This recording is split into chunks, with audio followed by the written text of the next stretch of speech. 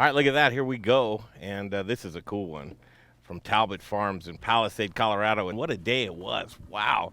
I think we had 4 or 5 stops, but this is my superior drone work right here. Flying over the farm. It's a little choppy because it goes right to an app, but still really cool from the perspective of the sky. Just take a look at that. Very cool day.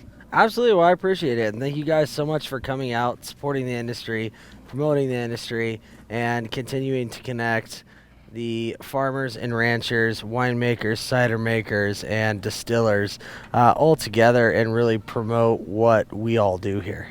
I'll tell you what, we have to thank our sponsors, our partners around the state, just the best of the best Colorado products, and we're having a dinner tonight, and just kind of out front, and it's that point in time where the sun starts to go down and cools off just a bit, and that's what makes Palisade so special. And actually the fruit in Palisade that same way, because that drop in temperature, I don't know, last night it was 93 degrees at 9 o'clock at night and at 2 a.m. down to 60. So you see that 30-degree fluctuation, and that's a very special climate to grow anything in. Yeah. That's why, Kaibab, good to see you. Good to see you, Greg. Yeah. We call it the diurnal shift. Because I love to geek you out, Greg. It's the change in daytime temperature to nighttime. And that's, like what you said, captures the freshness. That sun that's shining all day is creating all that sugar. And then at night, it cools off, boom, retains the acidity. And that's like what makes our peaches and grapes so amazing here. Oh, man. Isn't it interesting that stress can make something so beautiful? It is. Doesn't make me pretty. It makes me old and tired. It gives me wrinkles, man. It works for fruit. Nothing for fruit, that is for sure. Joe, good to see you, too. You're out today working, doing the thing. Yes, sir. I love Nice it. to see you Hitting the guys. streets, cool. Thanks for catching up with us. Here's a treat, Brian, and this is the first time we've caught up with Bruce on our stream, but Bruce Talbott, thanks so much for joining us here. We had a day, man. Wish you were here with us. But all the stuff that you're going to see, it's stuff that I'm sure you're very familiar with. You're going to comment on it the same way, but I want to go into find our Instagram. And this is what's called an Instagram story. And the story is true as we kind of go through the day. I want to get this up and play this as well. But Brian, kind of set up today's and just walk through the progression of time. We woke up here in the parking lot. You guys plugged us in. It was great to do that. Jay decided to sleep outside. Did you sleep on the rocks and the concrete? Where'd you sleep, Jay? I don't have a microphone. Jay slept right out in an orchard, actually, and he got a. I slept in the apple orchard. Yes. Not only did he sleep in a peach orchard, he slept right next to the compressors of the cider mill. So all night long, every hour on the hour, them compressors were just kicking off, firing up. And he did. So what I heard, Chicago near the L train. Jay didn't sleep then.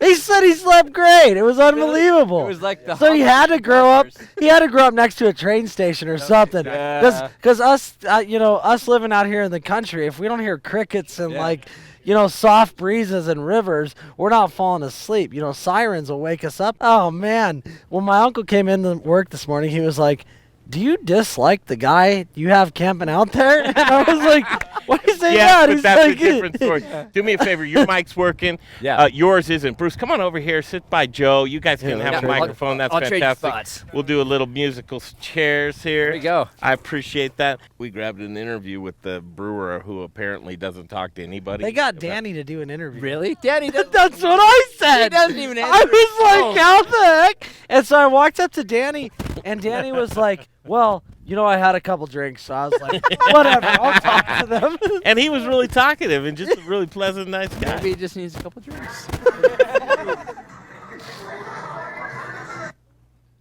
what's it all about? So it's on toasted sourdough with our dank sauce, which is the spicy aioli, our house-made bacon, fresh tomatoes, lettuce, and that's about it. The bacon's going away soon, so I'm getting it right now. Yep. I got to get it. Eyeballs here. And the beer. Thank you. Cheers. Cheers. Here we we are, Sauvage Spectrum. I couldn't get enough of that. Sauvage. What's up, Talbot? What are you drinking, dude? I'm getting half of a day off, having a passion. You had to throw that in there, huh? Wine slice. Day off.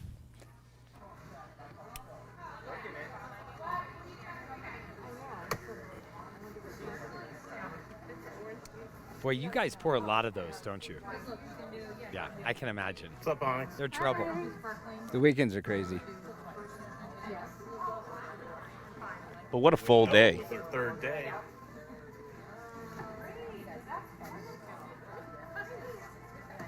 And that tasting room is just, it's come so far. Here we are, Palisade, Peach Shack, TME, road trip.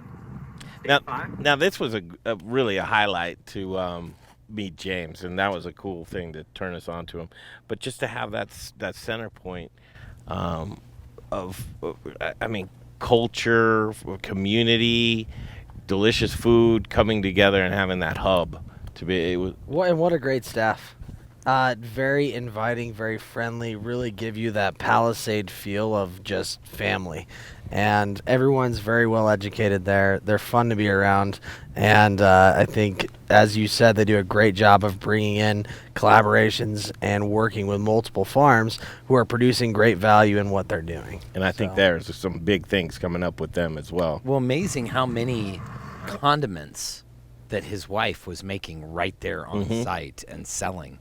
At first, because you go into some of these little stores around and people are having them made by a third party. Right. And so at first you look at that huge wall. You assume that. You assume that immediately. And then you find out once you talk to James that his wife is actually making that stuff. And then they collaborate or get it from other people. You were telling me about Dad's hot sauce. Yeah. We're gonna go Dad's. in. That's us. We're gonna That's find us. out. There it is. Squeeze that peach. Yeah, that's it right there. Is it just me or is that a nectarine? It's a nectarine. Just gonna call it out. So that's what we're doing here tonight, cooking up these. Coming out with Mr. Talbot. He's doing the cooking tonight, you guys. Tune in. I love it. Tune in. What about Bruce Pierce? Oh, one of the best guys I know. Hanging out with him? I was hanging out with them at the spot in Denver. They treated us very kindly. Thank you for that today. And I'm gonna keep drinking their beers. Super helpful. So from their family. Do it again, Joe. Do it again. I want you to stand up and do that again. Say thank you. Thanks.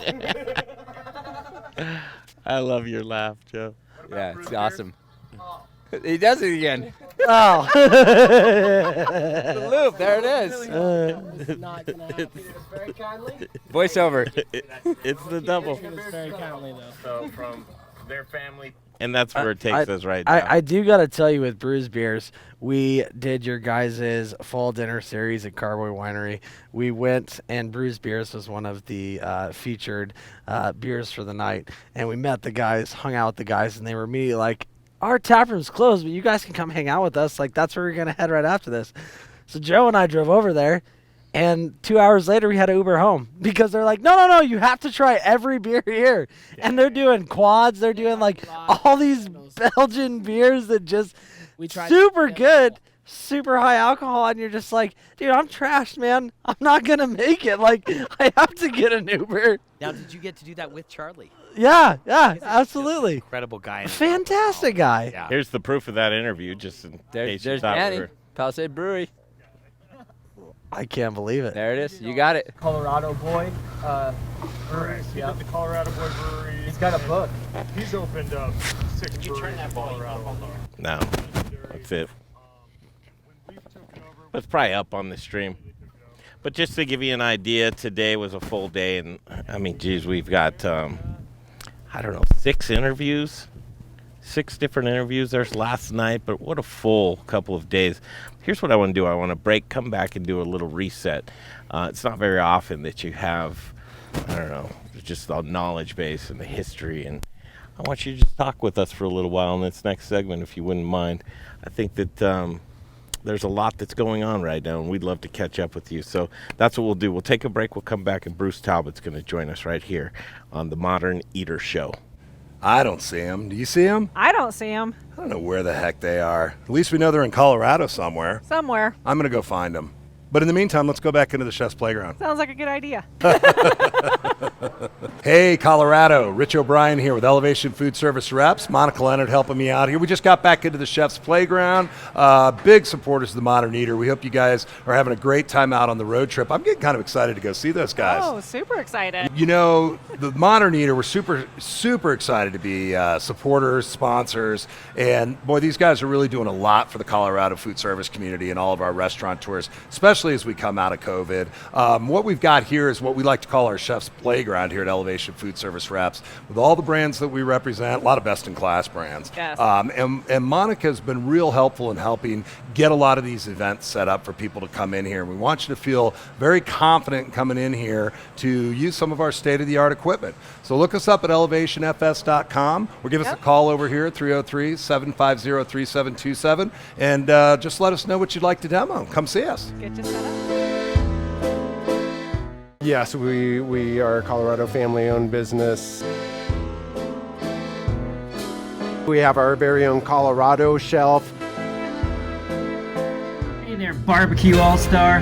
This is your year, so what if you weren't drafted? The only draft you need to be worried about is actually spelled D-R-A-U-G-H-T, and it's adult for the word beer. It's barbecue season, baby. Now get out there and grill your ass off.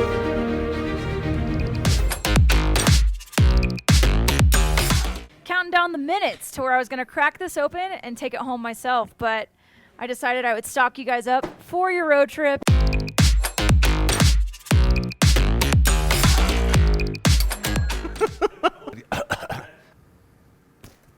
Hi, I'm Jeff Nations from Aspen Baking Company.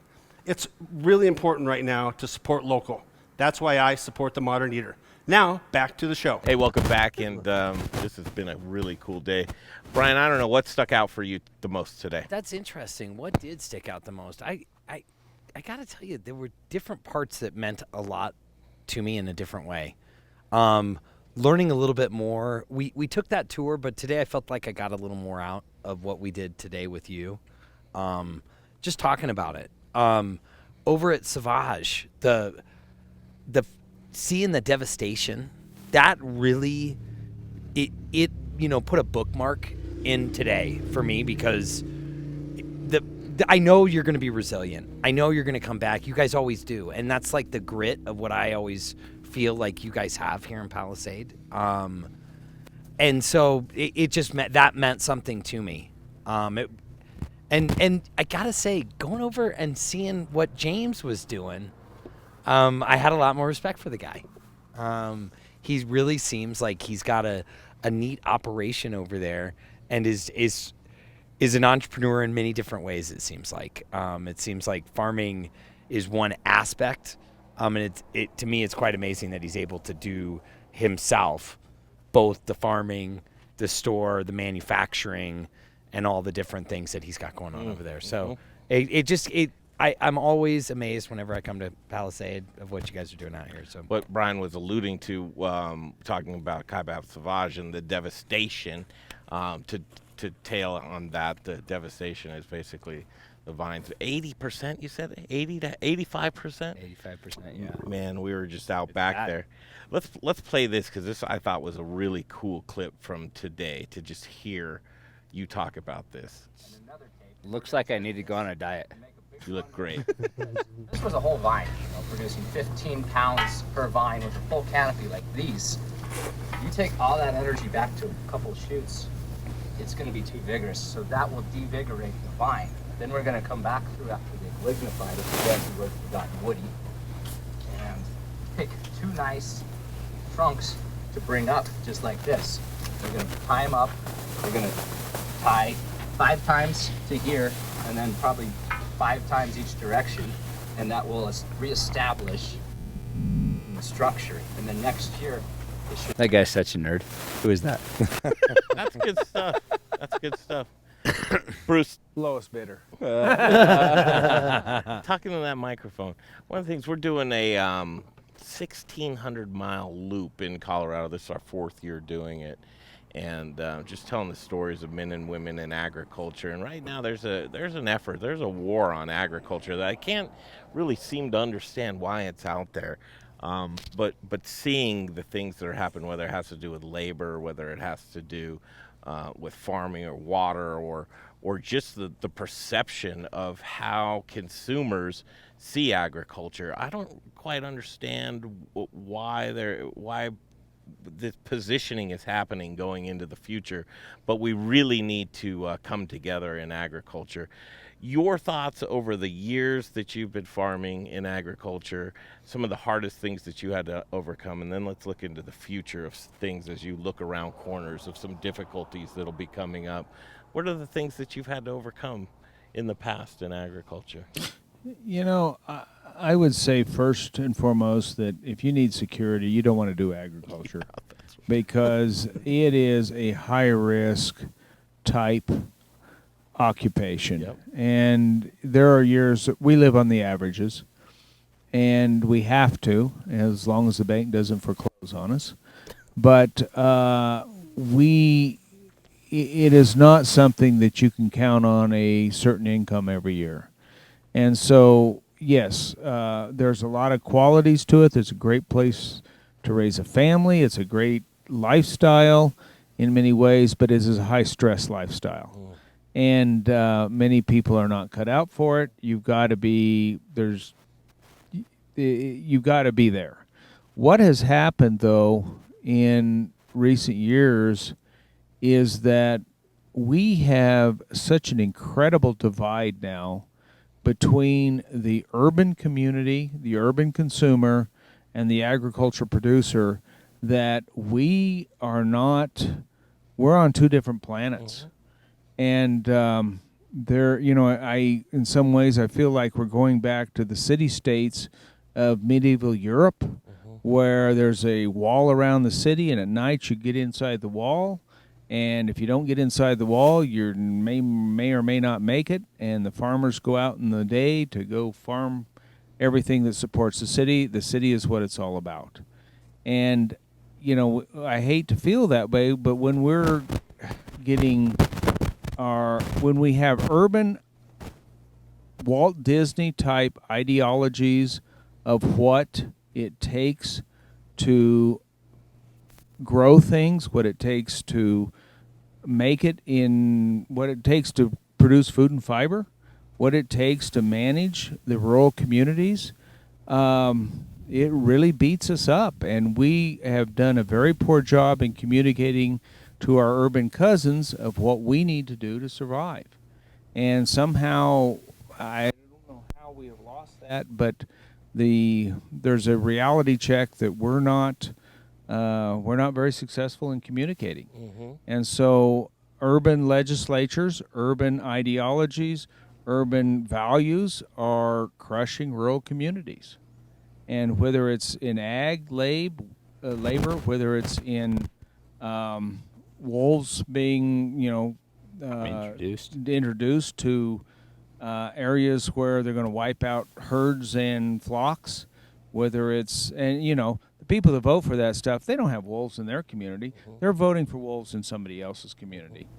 And whether it's trying to keep fossil fuel industries and oil and gas and coal still, some of the backbone of some of the rural communities healthy or not, and we don't have the support to keep rural Colorado healthy that we once had. And I don't have an answer. We're not communicating well with the voters, with the urban community on what we need to succeed. Where'd the disconnect start? Well, an interesting fact, I still need to fact check it, but I think it's a great one. 30%, 50 years ago, 30% of most people, go ahead. So 50 years ago, 30% of the population could tie themselves to a farming family. Now it's less than 1% can tie themselves in today's day and age to a farming family. It's crazy. At the Great Depression, we were 50% of the population was still on a diversified farm. That was only 1930. That's not that long ago. And today, like you say, we're under 1%. When this country was founded, we were 90% of the population was a diversified farm, whether it was Massachusetts or New York or Connecticut or South Carolina, Virginia. We were diversified farmers. Our politics was a citizen. It was not a professional politician. We planned on people coming from businesses and farms to figure out how to run states and how to run the country. Today, what we have is professional politicians, professional people in the government that is their career. That wasn't where we started. We started with ag people out being our politicians, our legislators, our governors. We don't have that anymore. Well, and in a way, you just answered my question then. The decline of the diversified farm, because what you just shared is that that's it. In 1900, 80 to 90% of people were tied to a diversified farm. Yep. And then by the Depression, it was 50%. And then like you said, today it's less than 1%. Yeah. That I think it's an interesting conversation, but I also think that everything, the pendulum will swing back, and you got to be ready for it. I agree with that, Greg, because I come from a family. I grew up on a small farm, 5 acres, right? Nothing. My dad worked for a government, had a government job, and then farmed on the side. And I went into agriculture for no good reason other than I loved Palisade and farming. And I'm one of the, I know, yeah, I'm an idiot, right? But I loved it. And so I went into farming. I'm raising the percent by a tiny bit because I actually wanted to, because I love farming. I love doing what we're doing and sharing what we're doing with everybody. And the pendulum will swing back. Yeah. And I think it is. I hope it is. So that politically correct mindset of where everything's under scrutiny and just have to drill down on like too much water, too much footprint, too much this, too much, really not knowing what you're talking about is the war on agriculture. It is. And that mindset will start to eat yourself when you start to wonder, where is my food coming from? How is my health? How am I connected to the community with my food? And when you start to see those things, then that's when the pendulum starts swinging back and you're like, okay, that doesn't make sense. But it takes that collective voice. And that's the one thing that really frustrates me with agriculture is the lack of representation on Capitol Hill. That collective voice just really isn't there, whether it's, downtown Denver, and the lobbyists of what we're seeing, because right now there's a Proposition 16 that could be just so devastating to Coloradans. If we're getting disconnected from our local agriculture, it's going to be harder and harder to get local products, and going further from them is not going to benefit us at all. It's a strikingly interesting conversation, but one of those things that I think needs to be drilled down on. That's one of the things for our crusade as the Modern Eater is we want to show people where their food comes from and the stories and how important it is, and it all intertwines. It's just a cog. It's a wheel that works together. And with that being broken, we saw the devastation of food chain getting just decimated this past year and how that works out. Look at the European journey compared to the American journey. And in the European journey, with the various wars that have gone on, First World War, Second World War, and various wars before, they have gone hungry. They have starved. They have done without. And so their history, their value system is they will protect their production. And so they make sure that they will subsidize, they will do whatever it takes to make sure they don't lose their farmers. Yeah. That's an interesting thought. The Americans, we've never gone hungry. We don't know what hunger is. Yeah. Is it going to take that, though? We don't know what an empty supermarket looks like. And so we have never, in urban existence, gained an appreciation or value for the production systems that get food and fiber to our houses, to our stores, We just don't have that. Do you think it's a challenge of capitalism and a good challenge of capitalism? Because we're coming, I mean, I think to Greg's point, this pendulum of the agritourism, my personal opinion is that is part of this pendulum, because what is happening, and I've seen things that from a retailer's perspective a long time ago, 25 years ago, in that side, and seeing how the shift is long for the consumer.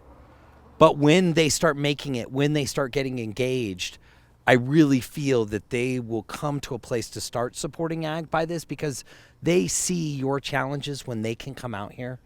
And obviously we've got to take it past just a tasting room, but being able to really educate these people of every chance we get to touch them. And I would say, listening to Greg and listening to you, is I think, yes, that pendulum is starting to swing. But the problem with the American society is convenience is king. Yeah. Easy is king. And that's why we have such a far swing currently, is it's become too easy to get fruit from out of state, and people have become too disconnected. So us as farmers, we're trying to make those strides to get people to our farms, to get people to understand, to do the agritourism, to get people to farm their own vegetables. Yeah. But it's going to take time, and my fear is legislation-wise, is that because so many people outside of our industry don't know what we do, they're going to legislate us out. And then we will be buying fruit from all over the world. Think about well, I don't want to think about it, but that's what we see. What strikes me from what you said, Bruce, is one thing that's a stark reality that most human beings face, is that you don't know what you have until it's gone. Hindsight is 20/20, and what I'm hearing from you is that in order for this to go back and move in the right direction, we need to suffer a little bit to do that, and that is a scary proposition. Are you afraid, seeing what farming will go into with technology, with mainstream, with I want to have this conversation, because I think we're in good hands with the future here in farming and agriculture. But we're not so sure. Let's talk to the old school guys and figure it out. Let's take a break. We'll come right back. I mean, truly, we've been up since the crack of dawn, and I've been talking all day. Excuse me if I seem exhausted. I am, but this is important, and that's why we're so glad that you're tuning in and seeing these things as we tour the state.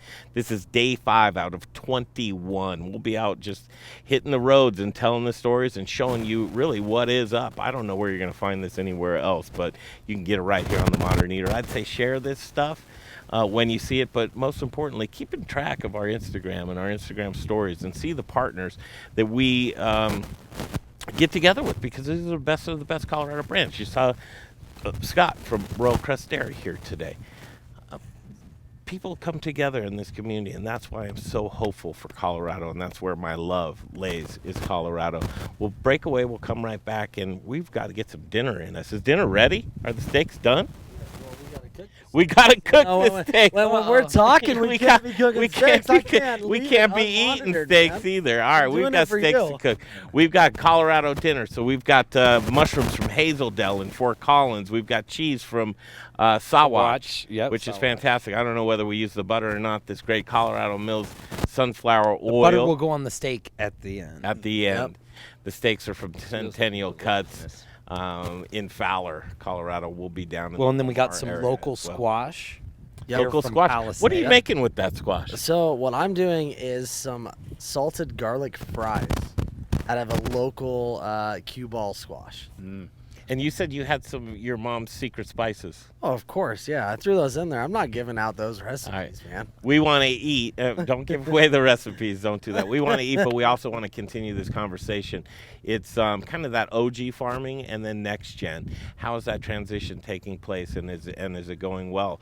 We'll talk about that when we come right back from Talbott Farms right here in Palisade, Colorado.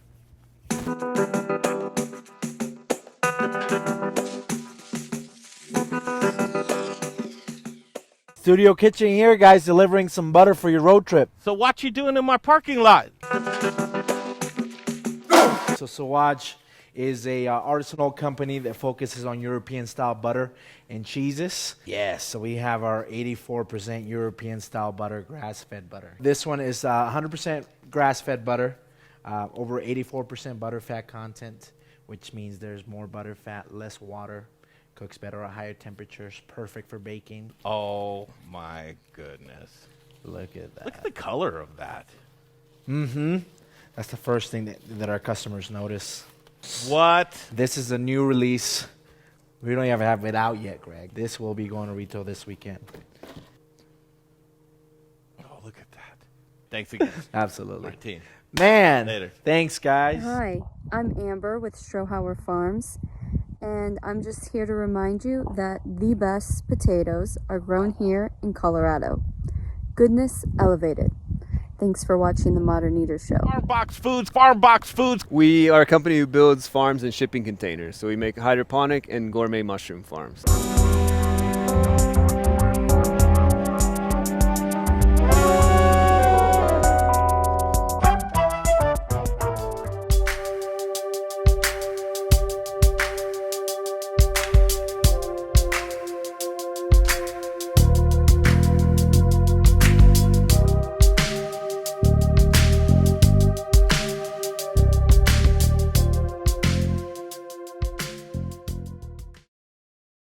Here at Talbot's, we've kind of taken those steps to move ourselves outside of just relying on fresh market fruit.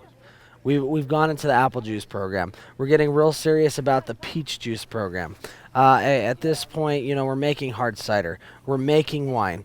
We're selling bulk wine. We're selling bulk juice. We're doing these things mostly to continue the farming legacy and to continue to be able to farm without relying 100% on fresh market fruit, to bring in other sources of income and cross diversify. And the other nice thing about what we're doing is it's allowing generations after us to have a piece of the business that is not the core of the business, if that makes sense. Yeah, oh, definitely. That's exciting to hear the way what you're talking about and how you're preserving something for future generations to come. Well, that's it's so important. My dad and my grandpa beat into us, and they won't believe it, but my granddad beat into us. Talbots don't sell land. This is what we do. This is who we are, and we will continue with who we are and what we do. That's something. Thank God. Yeah. No other way. Look at this. We're coming over for some steaks. Well, I thought that's really cool, and you're doing. Yes. It's Merle. Yes, sir. Wow. Yeah. So Merle is the production manager. Did you forget my name? And yeah, see, I like he's Merle. got you. He's our production manager and assistant winemaker here at Talbot's. Been a good friend of mine for 16 years. And just an absolutely fantastic chef. I mean, you could not ask. Look at this. Could you ask for something better? You gotta move it around. He knows what he's doing. Move it around. And these are big, juicy Centennial cut steaks right now. Yeah. So just move it around the grill. And it's a new grill too, so you really don't have much worked in there. Paste in there for anything. Turn all the way down. I was just telling Merle, these cuts to the right are a new cut from Centennial Cuts, and they found it's called a Denver cut. Oh no! That's what. Yeah, that's what. Oh no! Yeah, oh no! And I don't know. I'm anxious for you guys to try these. I'm anxious to try them. I'm excited. I'd like to talk to the guy who is naming them, but the Palisade cut. Well, I mean, you could go a Mile High cut. I mean, something. So what we did here earlier is those are caramelized mushrooms and onions. These right here are that fresh squash from Palisade, Colorado. Then we have some apricots and some peaches that are done with my mom's favorite seasoning. So we'll see how they turn out. How are we going to eat them? Just like that? Just like that. Whole hand. Basically, you bake them on a grill for 30 minutes with the spices on top. Spices break down into cinnamon, sugar, salt, and a couple other things. And you let them sit, and you start to bake them down until they start to just peel over. Once they start to peel over, Should we throw you that last saute steak the on top, and then golds. Might as well cook them all up. Are there some hungry people inside still? Oh, there's always hungry people. Well, before your dad took off, I did want to finish the conversation. Maybe you could do that. But Charles, just talk about the future of farming, and as you go into the future and see your colleagues, I feel pretty confident. And your brother Joe is starting to touch on some great points. It's the educational point, and how can we get that education out to the right people that need to see it? Well, I think that's the biggest thing lacking is farming is, and so many people in farming is painted farming as left or right. You're one or the other. You're an organics guy or you're a conventional guy. You're a, you know, it's been categorized in an area that it should not be categorized because it's food. Yeah. And there are different things that we do, but here in the United States, there's going to be nowhere else in the world where you're going to get higher quality fruit. It's based on the standards that we're held to here in the United States, but both on the organic side and on the conventional side. You know, we look at all these old videos of how farming used to be done in the United States. That has changed. Those videos are from 40 years ago. You know, pesticides, like these fear tactics, all of these things. I'm not saying that we don't use pesticides and different things like that, but the education portion on what we're doing and why we're doing it would really go a long ways to educate the consumer that they are getting good fruit. We're trying to protect the fruit. We're trying to protect the trees. We're trying to do all of these different things. So I think that's our biggest battle that we face is quit making it a left or right problem. It's an everyone problem. It's a food problem. It's a survival problem. And the second that we say we're gonna over-regulate farming in the United States to a point that we won't farm in the United States, because if it comes to a point, there are major corporations and large farming names that everyone knows in the United States, and the majority of their fruit is coming from South America. They got an American name, but they're not going to play the politics. They're not going to play the games. They're not going to do that. And then they're going to go down to these other countries, and they're going to use labor that is cheaper. They're going to use tactics that are not the same quality in what we're trying to produce here in the United States. But if we push ourselves to a point that we can't farm here, people will adapt and overcome. If they want to be farmers, they will either lessen their farm into being strictly a CSA, direct to consumer, and they can do really, really well.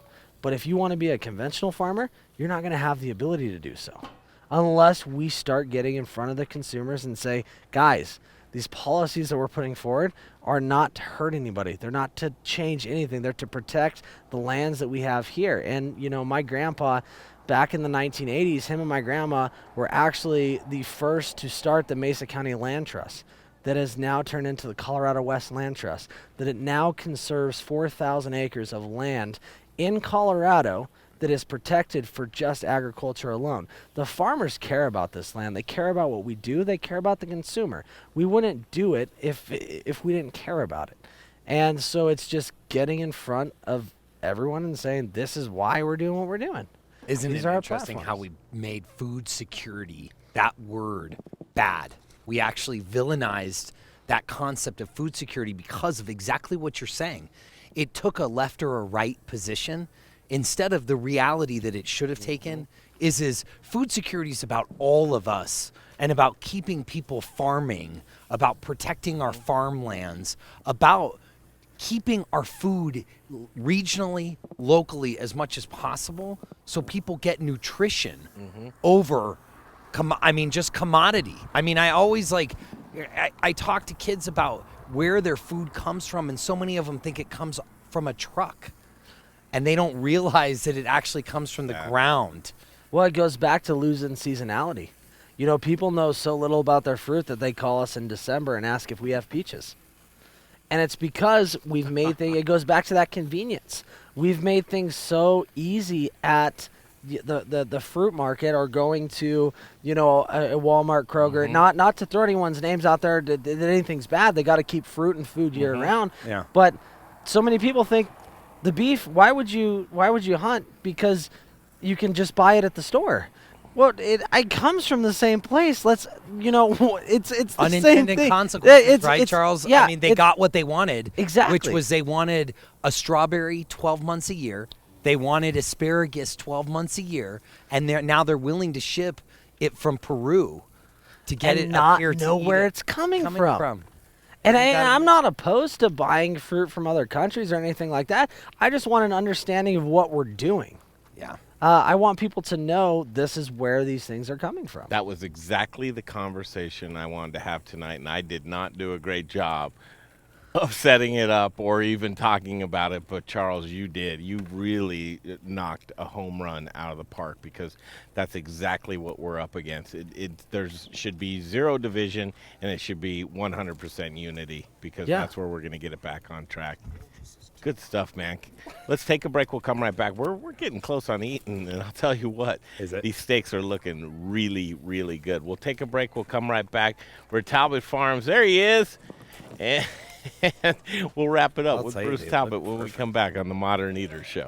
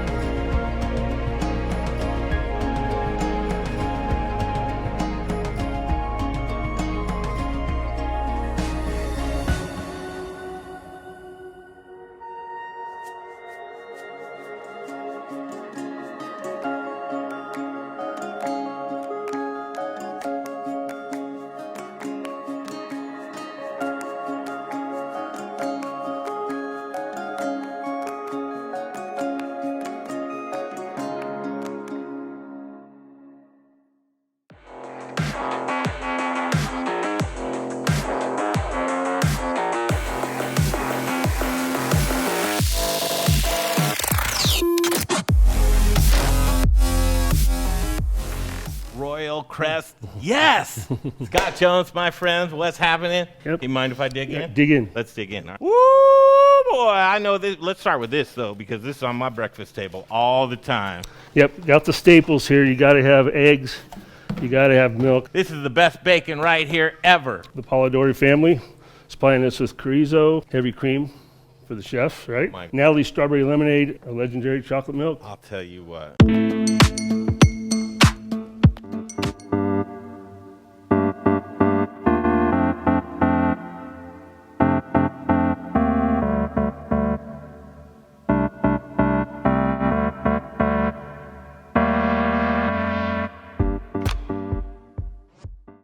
All right, we're all hungry. We're going to go eat. That was just a great wrap, and what a wonderful conversation. Much smarter people in the room, and so glad they are. But Bruce, as we were just talking through the break there, you said that we exist at the pleasure of the public. We exist by consent of the voter and the public. Yeah. And if we can't sell to the consumer why it is valuable for Colorado agriculture, to whether it's the peach industry, whether it's the beef industry, whether it's sweet corn, whether it's onions, doesn't matter. If we can't convince the average voter and the average consumer why it's valuable for us to be here, we're going to get legislation and we're going to get things happen that make it not feasible for us to continue to play. So we need to have that relationship with our consumer community and our voting community as to why we're a valuable part of Colorado. Yeah, exactly. And why they should support us. Farming and agriculture. That's true. One of the things that I say that you need to do is, and they're happy for you to do, is just stop by. Yeah. Stop by. Make the trip. Connect yourself. Educate yourself, and then just see the importance of it. What great closing comments. Do you have any more? The one thing I would say is locally, and realize we are very lucky because we're in the peach industry. It's glitzy. It's sexy. And when we hear the media in Grand Junction say, well, I think our peach crop is going to make it through this year, we have won, because it is the community's peach crop. It's not just ours. And that's where we need to be in all of agriculture in Colorado, to where the community owns and appreciates what we do, where their food is coming from, and how it is being grown or raised. And if we get there, we win. Yeah. Amen. Everybody wins. Amen is right. We have a great video. We walked around this facility here today with Charles Talbott, and that was a really fun time. That's on our Facebook. Check out that video as well. Close it up, man. Give us some words. Well, I appreciate you guys all coming out here. Last thing I was closing with right before we ended was we don't want to see that suffering. We need to do a better job as the rural community of advertising why it is important Showcasing. for us to just show how wonderful it is to be a part of your individual communities, different farmers in different regions, different wine growers, brewers. Just be a part of it. Don't look at where anything you have comes from. And the reality is, the more local, the more fresh, the more consistent it is, the better it's going to be. You're going to enjoy any product you consume more when it is when it's right there, when it's fresh. Fresh is the way to go, and as the modern eaters, yes, we want fresh. Yes, we do. I'm not saying anyone doesn't do a great job in different countries, different states, but the less it has to travel, the fresher it's going to be. I couldn't agree more. Absolutely. Good stuff. Charles? Well, and I will say, you know, in watching the beer community and watching the wine community, that's more the community that I've been engulfed in the last 6 years. And people care about local, and people want to know about their beers. Why do we not have that on the fruit side? Great question. And that is something on us, because that is what the breweries have done, breweries, wineries, cideries have done it, or distilleries, at them all, but they've done an incredible job of doing is showcasing that they are local. They are doing That's this, a whole they nother are show, but doing what a that. great point. And it wasn't easy at first, because a lot of times you'd walk into a brewery and you were just intimidated, and so you wouldn't even go. And I think that that's where you need to take that intimidation out of the education to where you want to absorb, where you don't feel stupid, where you will ask questions, where you would want to learn more, because those folks are in urban environments everywhere. Agriculture can be a little bit intimidating, and educating yourself with What that. lessons could you learn too, Greg, right?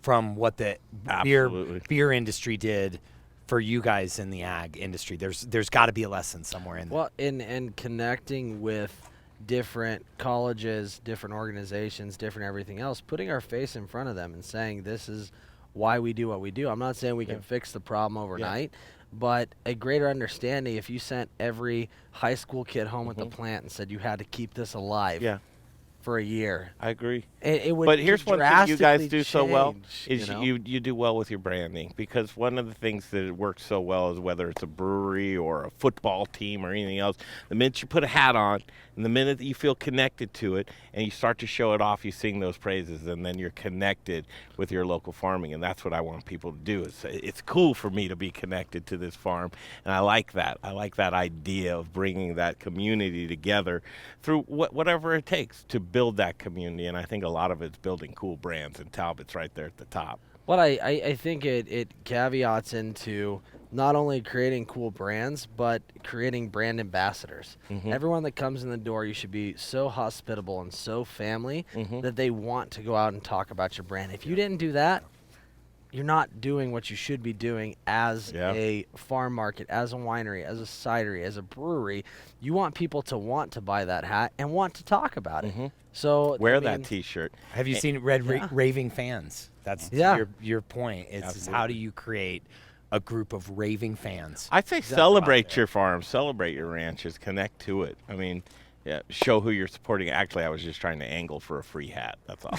I can set you guys up with a couple of hats, I suppose. I'm just kidding. I suppose. Kaibab, speaking of that, so first of all, I don't want to cut you off because you'll just go, and I want you to just go off. That laugh is priceless, man.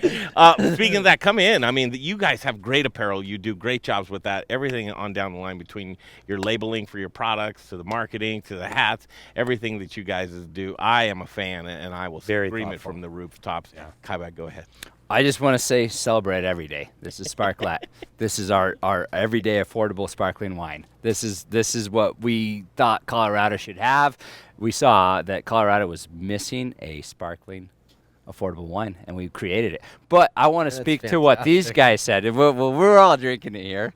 Yeah, these are my boys. Like, we're having fun. But I want to speak to what they said, and they're spot on in what they said about how the industry needs to evolve and grow, and it's that we need to work together, and that we need to keep pushing forward, and we need to educate people. We need everybody to understand that farmers aren't the best at getting on Instagram and like telling everybody about how life was, but it's real. It happens. I mean, it happens. Like we're dealing with a lot of things, and without that, like how do you move forward? But I loved their place. We're up at Talbott's Taproom, Centennial Cellars. These guys are such good hosts. I've known Bruce forever. he's the patriarch right now of the Talbott's family. We got Joe and Charles, and like these guys are rad. Like this is fun. Like, but this is collaboration at its best, and this is what the industry needs. I mean, a rising tide will float all ships, and that is what we are doing. Nice. B, what's up? I would just encourage everyone, unplug from the city. Unplug from your routine that you were living every day that could have stopped you from meeting people like this and finding out where your food comes from. It doesn't take a long time. Just an hour to get out of the city and see the people that are growing your food. And if that would be. Oh, and it's a pleasure too. I mean, you'll enjoy it. It's fun as well. We're fun. We're fun guys. You will have fun. hanging out with You'll us. have Sparklet in your hands in 10 seconds We of know meeting. how to get down on the farm. That song was created for a reason. Rain is a good thing. Life is short. Live well. We'll end it on that. That's it. Claps right here. Right on. Let's have some dinner. You guys. Thank you. Ooh, you guys rock. Thank you so much. I love it. Thank you, Talbots. All right, we're out of here.